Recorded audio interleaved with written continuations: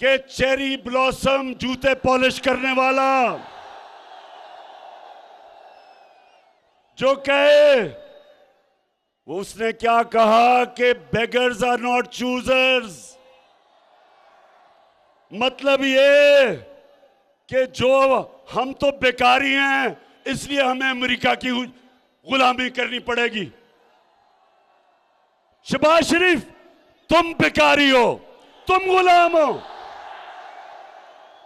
तुम बुज़दिल हो, तुम डाकू हो, तुम्हारी चोरी का पैसा बाहर पड़ा हुआ है और अपने पैसे को, अपने चोरी के पैसे की और अपने भाई के और अपने खानदान के चोरी के पैसे को बचाने के लिए आपने, अगर आप समझते हैं कि हम आपके खातिर अमेरिका की गुलामी करेंगे, किसी गलतफहमी में ना रहो।